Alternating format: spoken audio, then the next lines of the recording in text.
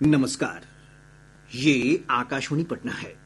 अब आप खालिद रशीद से प्रादेशिक समाचार सुनिए। नीति आयोग की शासी परिषद की 9वीं बैठक आज नई दिल्ली में राष्ट्रपति भवन के सांस्कृतिक केंद्र में हो रही है। प्रधानमंत्री नरेंद्र मोदी की अध्यक्षता में आयोजित बैठक में 2047 तक भारत को विकसित राष्ट्र बनाने के मुद्दे पर चर्चा की जा रही है। इस बैठक में विकसित भारत के विजन दस्तावेज के लिए आशय पत्र पर भी विचार किया जाएगा। नीति आयोग ने कहा है कि बैठक का लक्ष्य भागीदारी पूर्ण शासन और केंद्र तथा राज्य सरकारों के बीच सहयोग बढ़ाना तथा ग्रामीण और शहरी जीवन की गुणवत्ता में सुधार लाना है। बैठक में विकसित भारत का लक्ष्य हासिल करने में राज्यों की भूमिका पर भी विस्तार से चर्चा होगी। राज्यों के मुख्यमंत्री और केंद्र शासित प्रदेशों के उपराज्यपाल तथा केंद्रीय मंत्री शासी परिषद के पदेन सदस्य विशेष आमंत्रित के रूप में बैठक में शामिल हैं। नीति आयोग के उपाध्यक्ष सुमन बेरी और इसके सदस्य भी बैठक में हिस्सा ले रहे हैं। बिहार से उप मुख्यमंत्री सम्राट चौधरी और विजय कुमार सिन्हा इस बैठक में भाग ले रहे हैं। राष्ट्रीय परीक्षा एजेंसी एनटीए ने राष्ट्रीय पात्रता सह प्रवेश परीक्षा नीट यूजी का संशोधित परिणाम जारी कर दिया है। देश भर से 23,33,297 अभ्यर्थियों में 13,15,853 अभ्यर्थी सफल हुए हैं। संशोधित परिणाम में 17 उम्मीदवार टॉपर हुए हैं। पिछले परिणाम में टॉपर की संख्या 67 थी। दरभंगा के माजिन मंसूर 720 में से 720 अंक लाकर टॉपर बने हैं। मेरिट लिस्ट में पहले 100 छात्रों में बिहार के 5 छात्रों ने अपनी जगह बनाई है। बिहार से परीक्षा में 1,49,542 अभ्यर्थी शामिल हुए थे।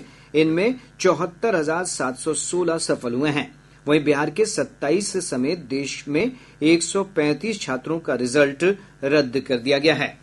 उम्मीदवार अपना परिणाम और स्कोर कार्ड आधिकारिक वेबसाइट neet.ntaonline.in पर देख सकते हैं। प्रादेशिक समाचार आप आकाशवाणी पटना से सुन रहे हैं। पटना उच्च न्यायालय के मुख्य न्यायाधीश न्यायमूर्ति के विनोद चंद्रन ने कहा है कि आपराधिक घटनाओं पर लोगों का आक्रोश समाज में आम बात है। इससे न्यायाधीशों, अनुसंधानकर्ताओं और अभियोजकों को प्रभावित नहीं होना चाहिए। 3 नए आपराधिक कानूनों पर आज से पटना के ज्ञान भवन में शुरू 2 दिवसीय कार्यशाला को संबोधित करते हुए न्यायमूर्ति चंद्रन ने कहा कि बेहतर और वैज्ञानिक अनुसंधान के लिए बिहार में फॉरेंसिक इंफ्रास्ट्रक्चर को मजबूत करने की आवश्यकता है। कार्यशाला में कई अधिवक्ता, लोक अभियोजक, सहायक अभियोजक और अधिकारी भाग ले रहे हैं।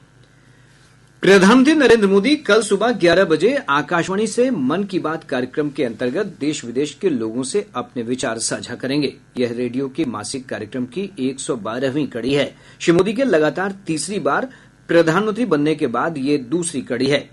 यह कार्यक्रम आकाशवाणी और दूरदर्शन के सभी नेटवर्क पर, AIR न्यूज वेबसाइट और news on AIR mobile app पर प्रसारित किया जाएगा। आकाशवाणी के YouTube channel, DD news, PMO और सूचना तथा प्रसारण मंत्रालय के चैनलों पर भी इसका सीधा प्रसारण किया जाएगा। प्रधानमंत्री के कार्यक्रम के तुरंत बाद मैथिली भाषा में इसका प्रसारण आकाशवाणी के दरभंगा केंद्र से किया जाएगा। भारतीय जनता पार्टी शासित राज्यों के मुख्यमंत्रियों की आज शाम नई दिल्ली में महत्वपूर्ण बैठक होगी। भाजपा मुख्यालय में होने वाली बैठक में पार्टी के वरिष्ठ नेता भी शामिल होंगे। ये बैठक लोकसभा चुनाव और आम बजट पेश होने के बाद हो रही है। इस उच्चस्तरीय बैठक के दौरान सरकारी योजनाओं के प्रभावी कार्यान्वयन और अन्य मुद्दों पर चर्चा किए जाने की संभावना है।